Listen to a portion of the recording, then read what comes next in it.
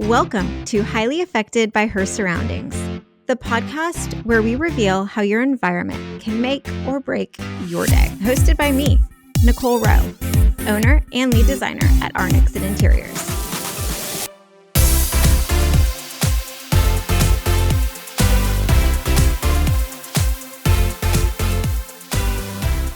Today we are here with Rachel Jackson of Rachel Jackson Design.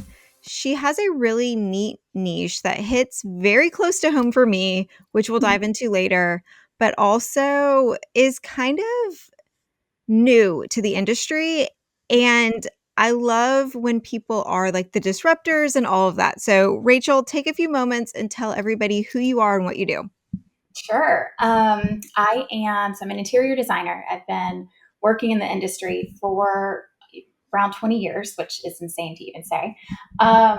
And I had a fairly traditional path in all of that up until about the last 3 years. We have neurodiversity all throughout our home, but I never really thought about how it impacted my work until I guess it was right at a year ago. I've been working on another project, making some courses to make just kind of design, like high quality design advice more accessible to, different demographics that maybe had not had access to that before. Anyway, and in all of that, kind of saw how the sensory friendly way I went about things unintentionally was really impacting other people's lives. And I've got some really great girlfriends, and they were like, "You are onto something. This is not anything we've seen before." And knowing, I think most of my friends' kids, have some form of, whether it's ADHD, dyslexia, autoimmune disease, anything like that that's going to make you more sensitive. They're all like, "This is brilliant. Like, we all need this." So yeah, I am kind of moving in this niche, and like you said, it is newer here. Luckily, there's some great designers, great architecture firms abroad and in Canada that I'm kind of like, okay, there's some traction to be made here for sure. I'm super excited to do it. Okay, so let's take a few steps back and really explain kind of what neurodiversity and sensitivity design is. Yeah, sure. So neurodiversity is kind of just an umbrella term that covers whether it's ADHD, autism, Down syndrome, anxiety, like a lot of these. Well, anxiety, I guess, is a symptom of neurodiversity, but it's this umbrella term. And when you have these struggles, these challenges, it just makes you more sensitive to sensory input, light, sound, touch. All these things are kind of magnified for that group. So it very clearly intersects with our environments, whether it's home, work, classroom, all of that. Okay, so Rachel, why do you believe that the design of our surroundings really is such a vital tool for those with ADHD or, kind of other neurodiversities? Yeah. So, it's something that in commercial design has been acknowledged for a long time. And so it makes sense that we should kind of be taking what we're learning, whether it's commercial design. It's specifically, if you look at Milliken Flooring, their website, their blogs, they have some incredible research on it.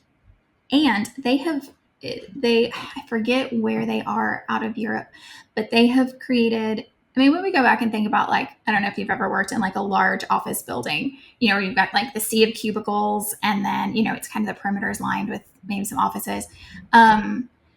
They have really done an incredible job and put their floor plan out for like incorporating their quiet zones or their collaborative areas and things like that. So we've got commercial spaces already doing it.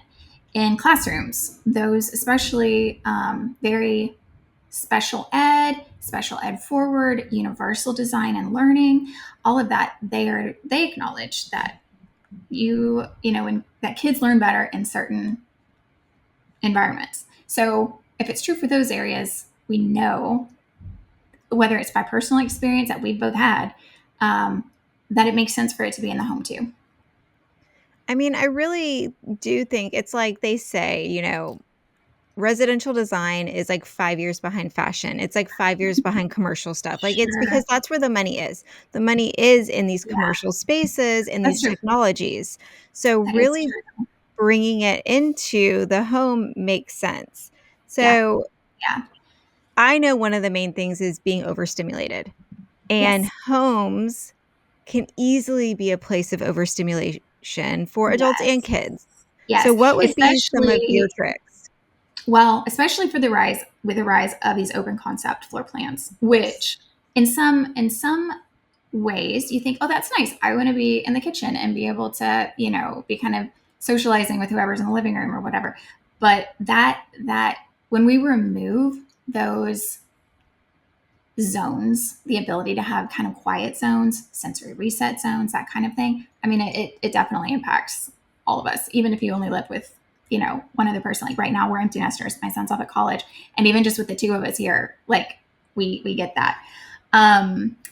So I think the best and some of the easiest and like quickest ways that you can make a difference.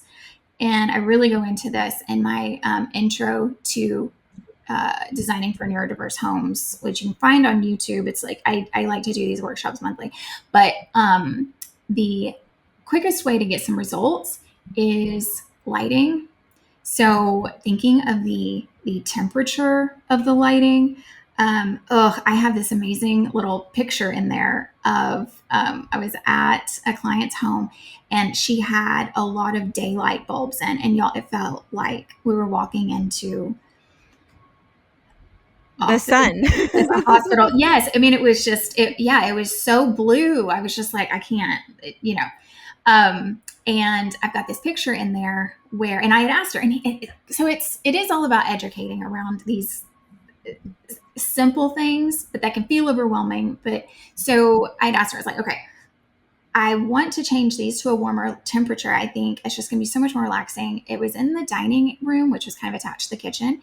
I was like, is there a reason? Because she had some warm light bulbs. And I was like, is there a reason that you have warm ones over here, but not over here? And she's like, oh, it was just too dark in here. We needed to see. And I was like, clients, all of us. I mean, even as a designer, I think we forget these things or maybe didn't pay attention in that particular section of design school. But I was like, well, that's about lumens. We can find lumens in a warm temperature. So if you need to see, that's what we look for. And so, there's just that education around. Yeah. So I have like a little, that nutrition label that's on the bottom of like light bulb boxes, just Yes. like using that to say, okay, this is a dining area. This is a bathroom. We need X amount of lumens in here. Shop for that. So, okay. So I would say lighting makes the biggest difference. We changed out all the light bulbs to warm light bulbs, and it was so welcoming, so yummy to be in there. So I would say lighting and sound.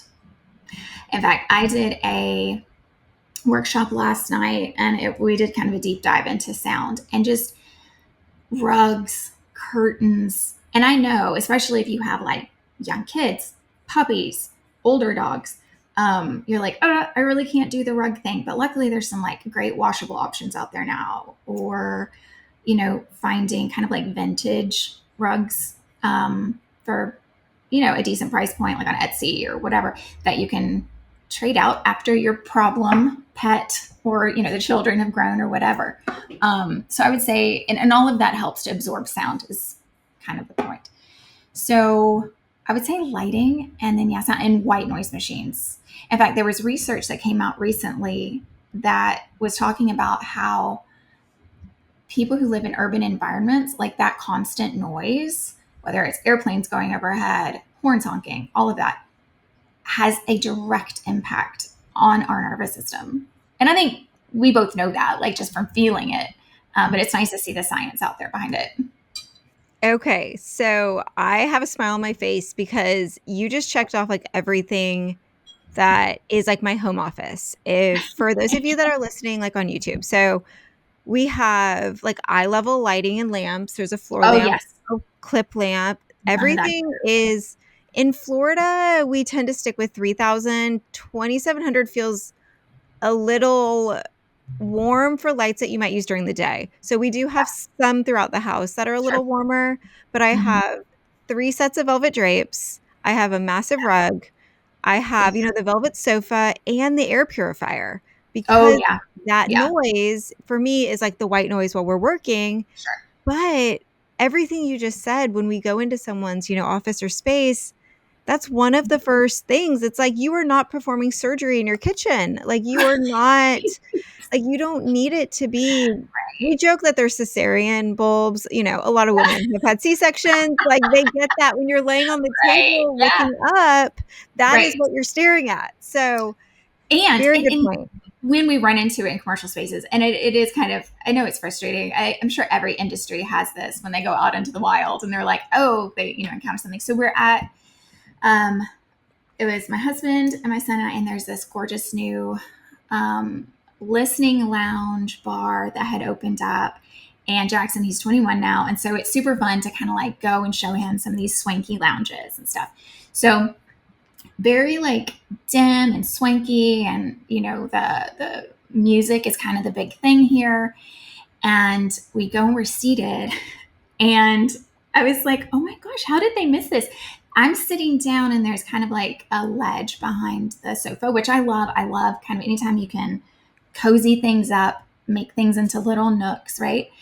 But the lamp was way too tall for that space. I've got a light bulb, literally a bare light bulb, because that lampshade was not low enough. It was glaring in my face the whole time. It was a lovely experience, but I was just like, but I do wonder if other people that are not as sensitive would have maybe even noticed that. But I sure did. I was just like, and here it is the whole time, this light bulb glaring in my face. So, yeah, one thing, making sure all light bulb or all lampshades are below your eye line. Just simple things like that you don't sometimes think about.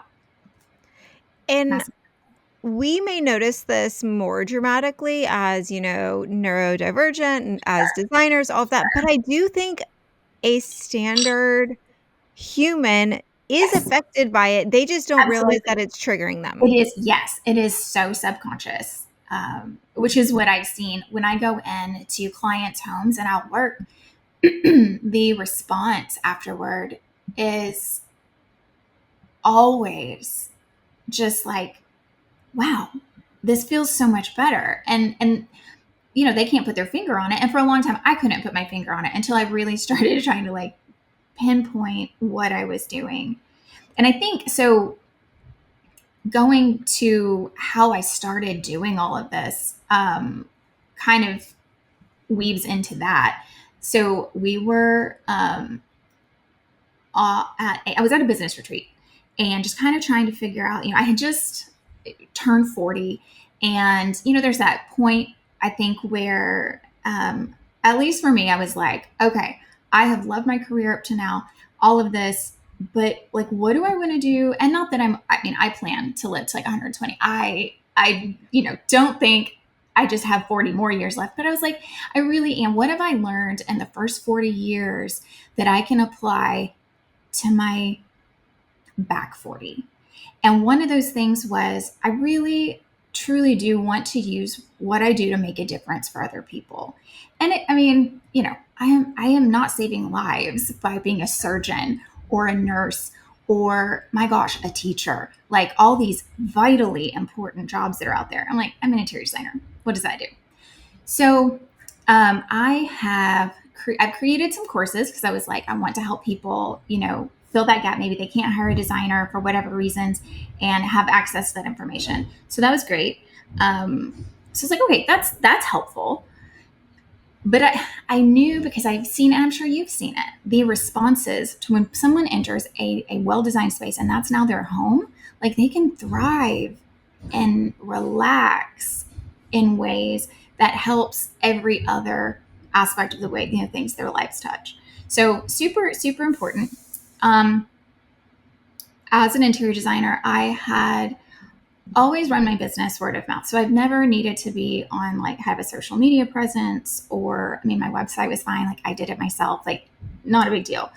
But with these courses and these design guides, I was suddenly I felt the need, okay, it's not just word of mouth. It's not just here in Austin or in Texas. This is like going out nationally. So I do need to like figure out something on social media and all of that. So it was at this business retreat, and it was run by my two good friends, Christine and Paula, who run Over Coffee. It's a business consulting and marketing firm. So they had put it on. There were about 6 or 7 of us, all women, entrepreneurs in various industries. And we each had a session where we were able to kind of bring a business challenge, and we were going to brainstorm together. Super fun. And my question was, now that I'm on social media, like what tips, what design help is actually helpful? Like what isn't just like fluff? What's meaningful? And maybe that was the word that was used. Anyway, it quickly, because about half of the women there, I had helped, do a room or several at their house. In fact, two of the women I've done like multiple homes as they've moved. And anyway, so definite amount of experience working with me, and then others not. I haven't worked with them. But one woman said, when you designed our house, when you redid our house, you changed the way we interact with each other. I don't get as mad at my husband now. We have less fights. And I was like, what in the world are you talking about? There's no way what I did impacted your marriage. Like, that seems a little dramatic. But we're not a dramatic group. One thing I love about them. So I was like, okay, tell me more about that. And she said, well, when you came in and redesigned my husband's office, you organized things in a way where they stayed organized, and I got mad at him less, and we had less arguments. And I said, well, that's, number one, so fascinating. Needed to wrap my head around it. And I was like, I bet I just did it. Oh, she had mentioned that he had ADHD. And I said, oh, well, it's probably just because I have ADHD and I designed it in a way that made sense to me. And they were all like, you have ADHD? I mean, because I didn't talk about it. It was just kind of something that, I didn't think it impacted things. And I said, oh, yeah. As in fact, you should see the pile of clothes that's on my bed that I put on the floor every night, thinking tomorrow I'm going to hang those. And then what happens the next day? I put them back on the bed. Now, they're not on the floor. They are on the bed. And I was like, you should see my closet. It's a mess. And they were just rolling. They were like, I cannot believe this. You're the interior designer. You're so put together. You have these issues.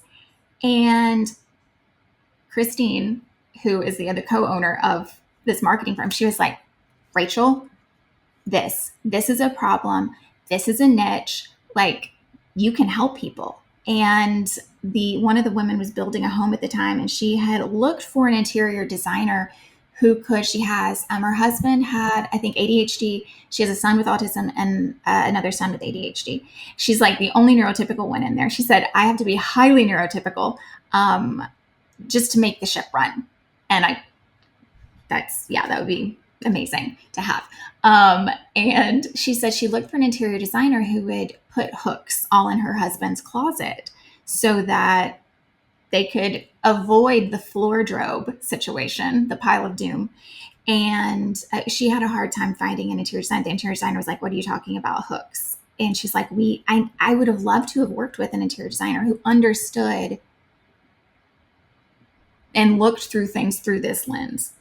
And then we really got into conversation because, that's what groups of women do. We get into the conversation also about the shame behind. I mean, I had never shared my laundry situation with anyone. I mean, it was so embarrassing. Like, how am I, as a grown woman who runs her own business, who is a mother? I mean, all of these things, I can't handle hanging clothes up.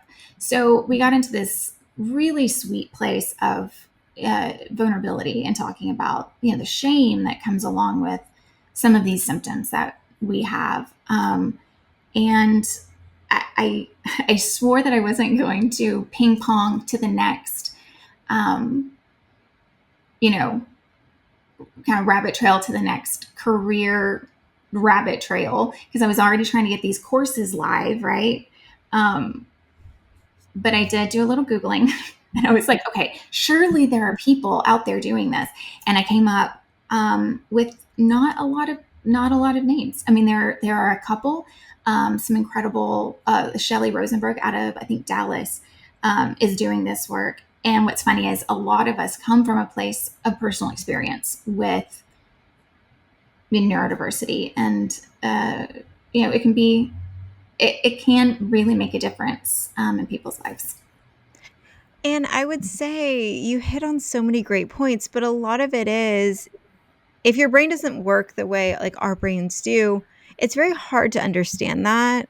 And Yes. even in like Yeah. relationships, my husband and I, the amount of like TikTok and reels I've sent him to be like, this is the inside of my brain. And Oh yeah. we've been together now. I mean, I can't do the math, but more than 15 years.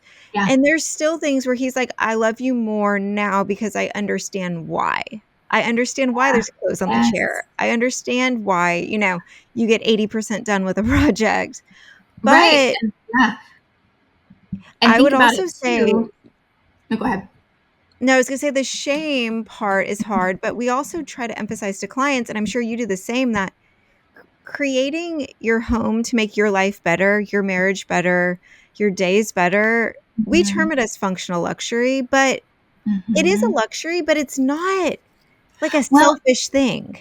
absolutely, it isn't. And I would say if you know some simple tools of what you're looking for, it you're gonna go buy furniture anyway. You're gonna go buy light bulbs anyway. Like, just if we can educate around what to look for when you're doing that, it doesn't have to be a high end item. For instance, I decorated my son, who definitely neurodiverse. We've got autoimmune disease.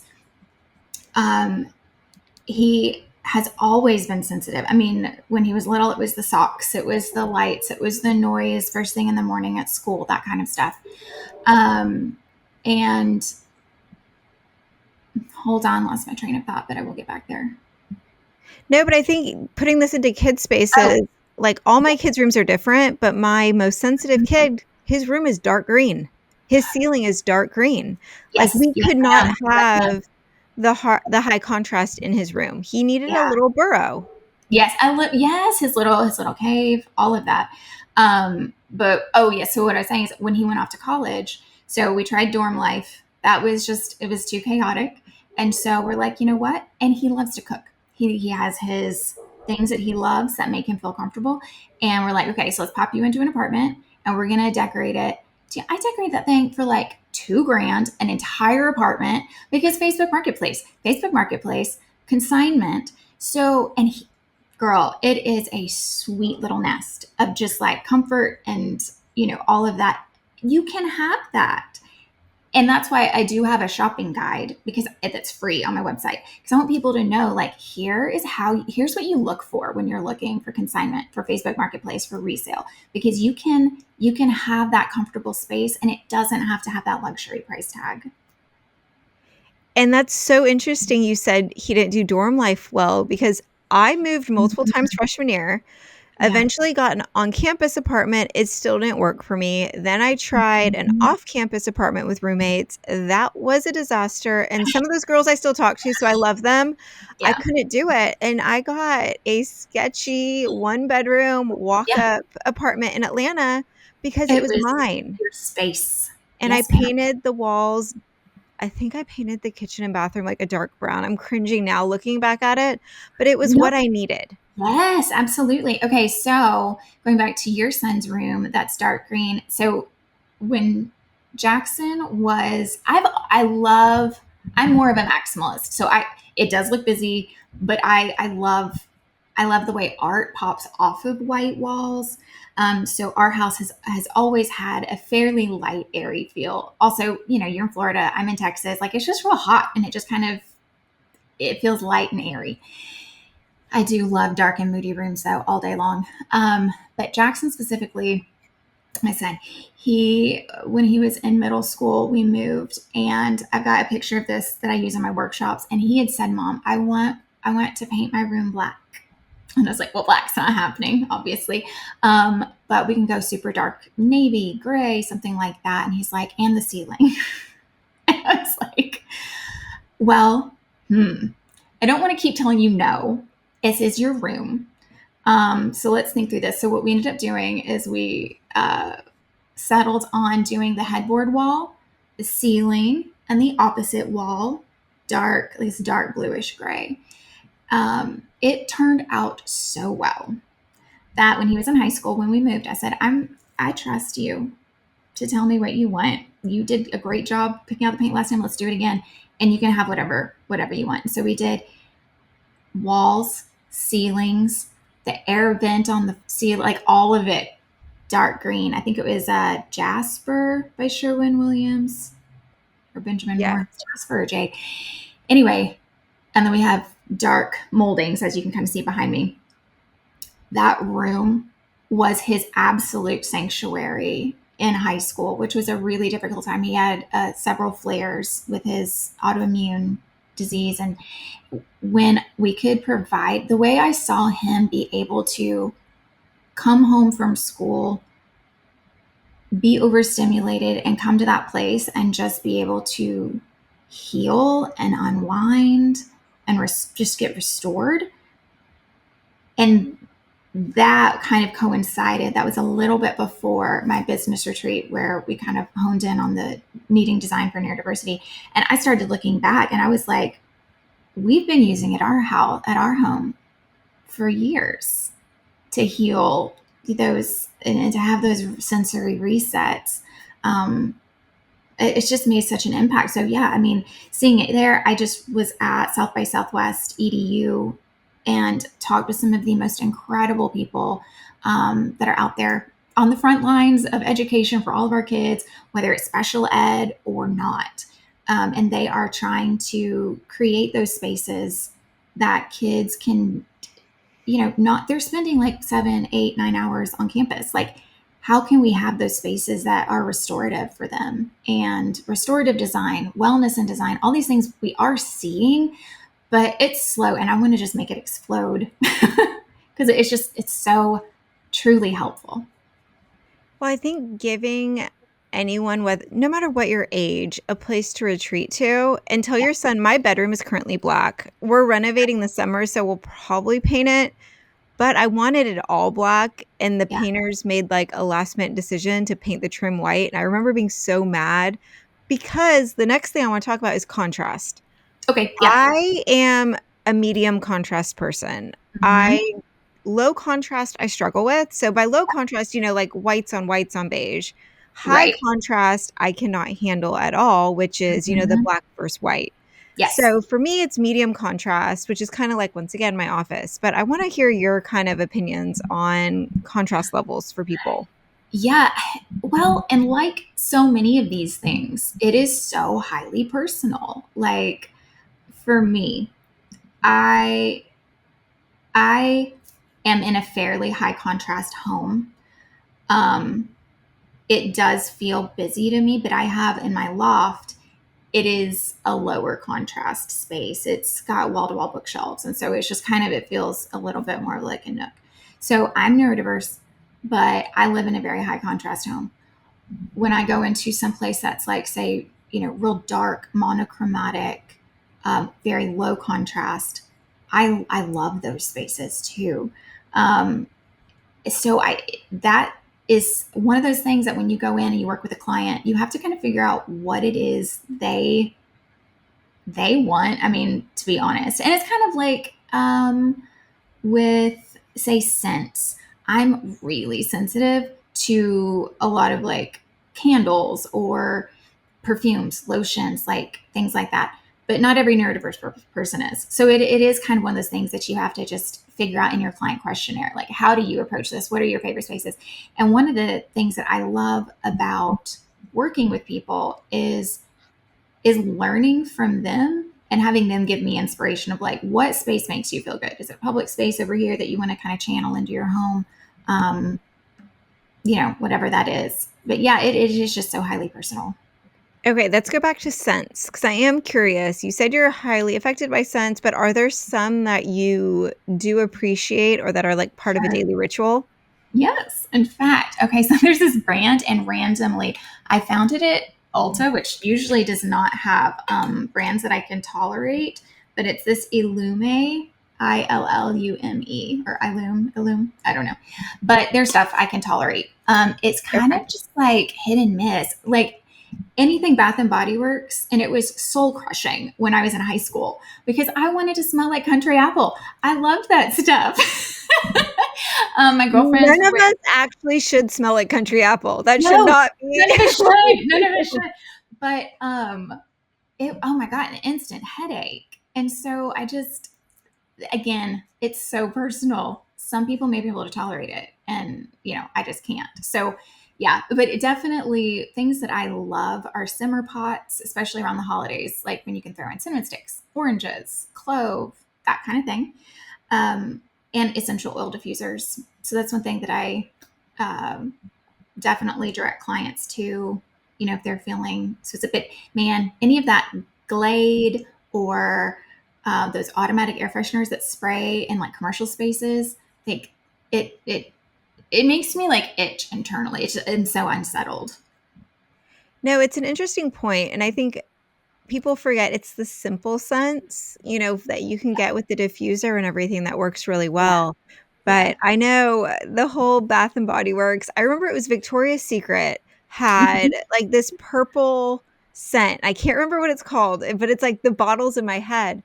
And I was obsessed, but I didn't actually like it, but it was what everybody else liked. So all the Yeah. girls smelled like this purple bottle, but it is awful. Like, it really was awful. So now I find floral scents to be really hard for me to palate, but, like, more masculine, woodsy stuff kind Yes. of even if it's a higher scent level, as long as it's not super fruity, no one should smell like an apple. Like, that Right. is kind of going Right. back to it No, for those sure.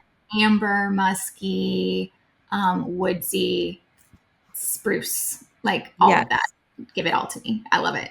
No, that's great. Is there a brand of essential oils that you like or a mix that like a blend that you prefer? No, I usually whatever Central Market Okay. or Whole Foods kind of has that I know is going to be probably pretty decent on the Yeah. not toxic side.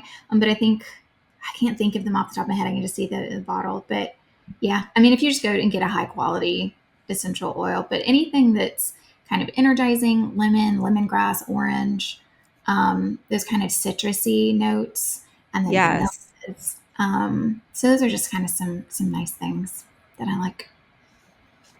Okay, so, we've talked through some colors, we've talked through contrast, we talked through Mhm. scents.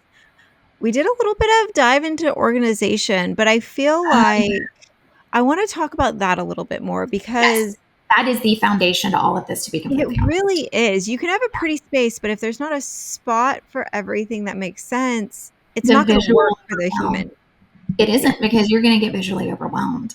Yes. That is one thing that I love helping other designers understand is our collaboration with organizers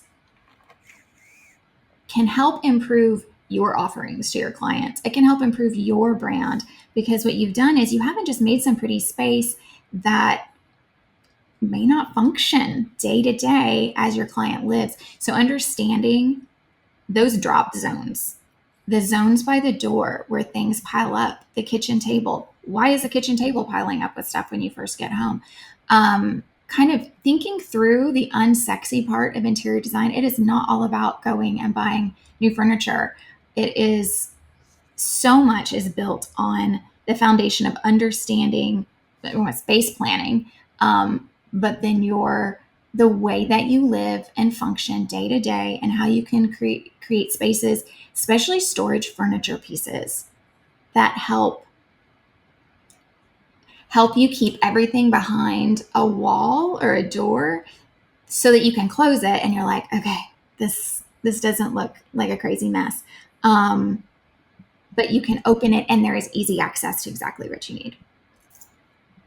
We spent some money and time about a year and a half ago on our like coat closet. We like kind of gutted it per se, took off the one Mhm. rod that didn't make sense, but I wallpapered it Yeah. with a really cool snake wallpaper, and we put shelving and baskets, and there's still like a spot for jackets, and there's the shoes go in there, like all the things go in Mhm. there, and we use it because you like what it looks like, and it works Yeah. super well, and there's hooks for the dog leash, like, Yes, it's everything has a functional. spot, Mhm. whereas before the violin would be on, just Yeah, sitting by the front door. All of the things, the absolutely. shoes would just be piled because Yes. it didn't make sense before, so I think, like you said, take it small space at a time. Yes, exactly. Well, and that's the thing. You can get so overwhelmed, but where is your trouble space? Like, for instance, mine's my kitchen table. And it's because we live small. We're in a townhome. It's about 1,300 square feet. And there's just not there's not a lot of space to stash things, which is nice. It helps me live lean, because otherwise I would accumulate. So, well, in fact, that kind of takes me real quick to a term called chronic disorganization. Chronic disorganization is a challenge for most people with neurodiversity. And you don't have to be neurodiverse to have chronic disorganization. It can also come with life transition, things, illness, things like that. But people with neurodiversity do tend to struggle with chronic disorganization. So, one thing that is the basis of all of this, number one, yes, finding those storage pieces. But if you have a ton of stuff, you well, finding storage for all these stuff isn't necessarily going to help you out in the long term. So, purging, and not to go all Marie Kondo on here, but seriously, purging, figuring out what it is that I heard this recently and it really resonated with me. Oh, it was actually a girlfriend of mine who is, her background is in speech pathology, and she saw how interiors and things like that affected kids that were coming to her, with varying disabilities. Anyway, she said, really take a look at what is worth your space in your home. Like, your space, your home is valuable. Is that item worthy of being in your space?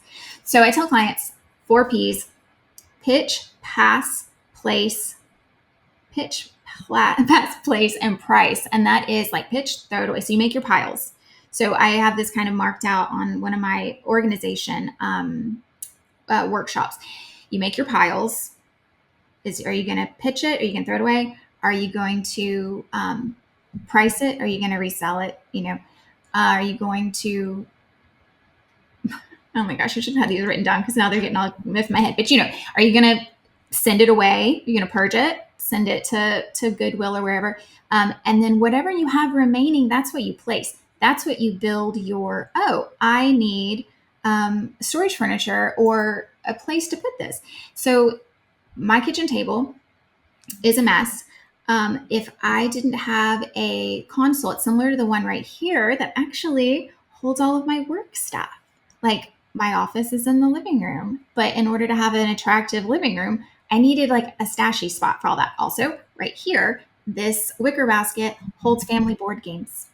So you can hide things so that it's not as visually overwhelming. But it's really narrowing down through those piles of things and only keeping what you're keeping at the end of the day that's worth a spot in your home. Worth Okay, in the show notes, we will make sure we write down what your P's are for Yes. because I think it's true. No, I think it's a good point, and I think that's a great spot to kinda end on, and I have one more question, and I'm looking forward to your answer of, if Okay. you could redesign any space, what Yes. would that space be? And this could be like, for me, I remember a few episodes ago, I said movie theaters. Like, I would love for movie theaters to Oh, actually yeah. be an experience that I would want to go to, but I Yes. struggle with movie theaters. So what would the space that you would want to design be? So I'm thinking of the spaces that are those day to day. My husband and I actually were sitting in a flower child recently. Do y'all have flower child in Florida? It's kind No. of like it's like a fast casual but healthy bowls. It's kind of like a Chipotle-ish, but it's Okay, like, yeah. salads and things like that. I think a kava maybe is similar. Anyway, Yes. so there may be something else that I'm not thinking of, but my gut response is what spaces just make me itch typically. And it's those loud, echoey, fast casual, like I want to be there because I want to eat the food. But like I just kind of want to take it to go. So, but we were sitting there having a conversation. I was like, how can you make a place like this? Like what makes restaurants that are comfortable, and why is this not comfortable? And we landed on, we're like, you know what, you know who nailed the like cozy aesthetic of restaurants? It's like an Applebee's or a Chili's, because most people have a booth. You've got those booths, they're kind of cozy, the lighting is dim, maybe you have like an actual light fixture right over your table. It's just kind of comfortable. And I cannot remember the last time I was at an Applebee's or a Chili's, but I was like, you are so right. Like it's that cozy. So anyway, I think if we could make fast casual spots, Flower Child, Chipotle, whatever, just a little more comfortable, I would love that. No, I'm laughing because I can't remember the last time I've been in an Applebee's, but it's true. But they do want you to come in and have the appetizer. They want you to have the Right. I want entree. you to They want you linger. to have the dessert. They That want is you so to have all, the beverages, where Chipotle is like, eat your burrito and get true. out of Mhm. here. That's so true. And that's the thing. I mean, it Yeah. really, the psychology, the business psychology is a whole Yeah. different component to it. But No, if of I have to be in there, course. I want it to be cozy. Stop being loud and echoey. Okay, so now I want you to take a couple minutes, tell everybody where they can find you, but also talk about your courses a little bit and some of your other offerings. Okay, sure. So I am on Instagram at Rachel Jackson Design, no S, just Rachel Jackson Design. And my website is racheljacksondesign.com. You can find me also in LinkedIn, but I'm rarely keeping up with that. So, don't maybe. And yeah, my courses are, there are some guides that I've created. I have 2 out now. I am wrapping up the guide for neurodiversity, which I think is going to be just really helpful. But I have my thought is I'm going to do concept to completion courses. First one's out for the living room. So it's literally from like square one, like where do you even start? And it goes all the way through styling. So it's 6 steps. It's about 100 pages of like pictures, words, all of that. And so you can find that on my website, concept to completion, the complete living room. And then I have another course. These are my foundations courses. So they're going to be, instead of an overall room, they're going to be specific items. So think like rugs, window treatments. This one's on lighting. So I've got a lighting course out there, and this is really helpful. I had a girlfriend who was building a home, and she said it was the most helpful thing to have with when she was talking to the builder, when she was shopping for lighting, because what it does is it goes and breaks down. Scale is something that's so underestimated when people are going in to choose items for their rooms. Anyway, so it really dives into that. You can find it all on my website. Yeah. Well, that's awesome. And I think there are probably resources that, normal homeowners can get, as well as designers can really learn how to better help their clients. So, Absolutely. Yeah. Oh, and one more thing. On Eventbrite, I host workshops every month on various topics. So, like last night was one. So that's anybody can sign up. If you go find me, it's a home design lab by Rachel Jackson Design. That's the name that my courses are under too. But yeah, Eventbrite. okay, awesome. Well, we will make sure in the show notes we link to everything and really give people the opportunity to learn, because it Yeah. may not affect them right now, but there's Mhm. always ways to just make everything a little easier to handle. Absolutely, absolutely. I'm speaking to a group of designers, in fact, next week at a tile showroom, and that I'm super excited about because it's not just homeowners, but designers. We didn't learn this stuff in design school. And so being able to like offer that to your clients, like how incredible is it? So yeah, so I'm just very excited. Thank you so much, Nicole, for having me on. This is great. Yes, this was Rachel's first podcast, so I Yes. am excited to be the one to do it. But thank you so much for being here. This was a lot of fun. Thank you so much for tuning in to this episode of Highly Affected by Her Surroundings. I truly appreciate you taking the time to join us today. If you enjoyed the show, be sure to subscribe so you never miss an episode. And if you have a moment, please rate and review the podcast. It helps others discover the show, and I'd love to hear your thoughts. For more behind-the-scenes content and design inspiration, follow us on social media. You can find me, Nicole, at Nixon Interiors, and the podcast at Highly Affected by Her Surrounding. We'll be sharing updates, sneak peeks, and exclusive offers you won't want to miss. Plus, if you want a recap or more details from today's episode, you can find the show notes at arnixoninteriors.com under the Highly Affected by Her Surroundings tab. Once again, thank you for your support, and I can't wait to connect with you on social. See you next time.